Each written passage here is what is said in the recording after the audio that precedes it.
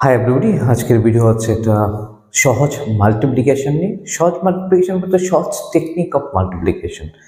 Is a technique of multiplication competitive পরীক্ষার ক্ষেত্রে অবশ্যই এটা relevant, because you know that competitive পরীক্ষার ক্ষেত্রে সবচেয়ে বড় বাধা যেটা হচ্ছে এটা হচ্ছে কীভাবে টাইমকে ম্যানেজ করা, অর্থাৎ কম টাইমে কীভাবে বেশি আউটপুট দেওয়া। এ হচ্ছে মেইন ঘটনা। তাহলে এবারে এই মাল্টিপ্লিকেশনের ক্ষেত্রে এবং বিভিন্ন ক্যালকুলেশনের ক্ষেত্রে অনেক সময় আমাদের কম্পিটিটিভ পরীক্ষাতে অনেক টাইম লাগে। তো কীভাবে এই টাইমকে কমানো যায়, এই জন্য সহজ ট্রিক নিয়ে আজকের এই ভিডিও। আজকে বেসিক্যালি জানবো যে নাম্বারগুলো 100 অথবা 1000 অথবা 10,000 অথবা 1 লাখ এদের খুব কাছাকাছি রয়েছে, এক্ষেত্রে তাদের মাল্টিপ্লিকেশন কিভাবে করা যেতে পারে। Okay, the numbers which are very close to 100, 1000, 10,000, 1 lakh, 1 crore. In that case, how to do this multiplication in no time? Today we'll try to know about this. It's very simple. শুধুমাত্র একটু খেয়াল রাখতে হবে কিভাবে করা যেতে পারে। এটাকে বলা হয় বেস মেথড। চলো তাহলে জানা যাক। দেখো এখানে প্রথমে আমরা এটা করে দেখি 998 আর হচ্ছে 996। এটাকে বেস মেথডে বলা হয়, কারণ এক্ষেত্রে আমাদের একটা বেস দরকার।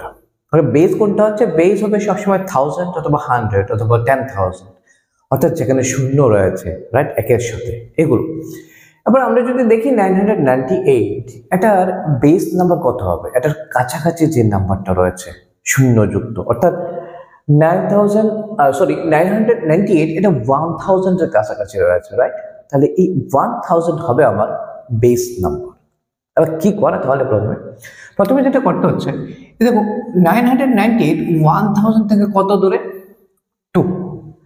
996 1000 থেকে কত দূরে, 4। এই জিনিসটা করে না প্রথমে।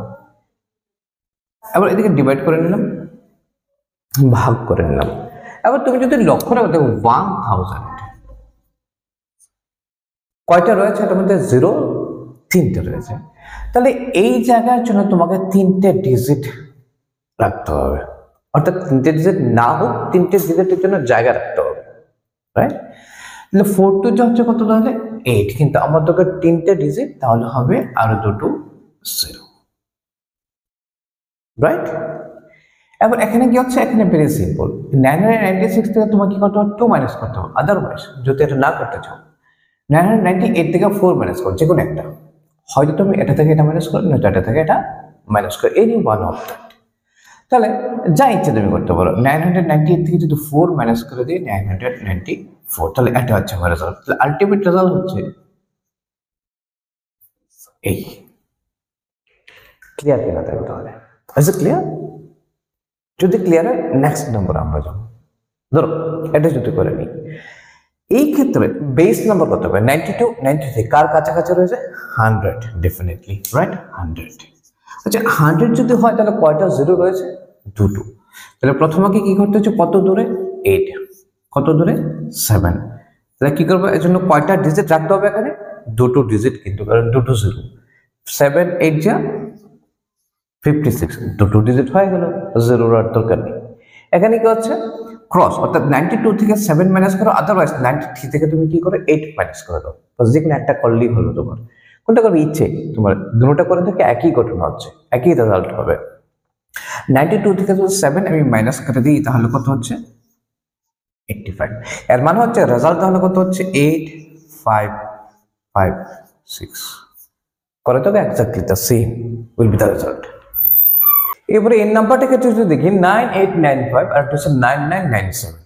প্রথমত হচ্ছে বেস কোনটা হচ্ছে, কার কাছাকাছি রয়েছে এই নাম্বারটা, 9895, অর্থাৎ 9895, এবার 10,000 কাছাকাছি রয়েছে, 10,000।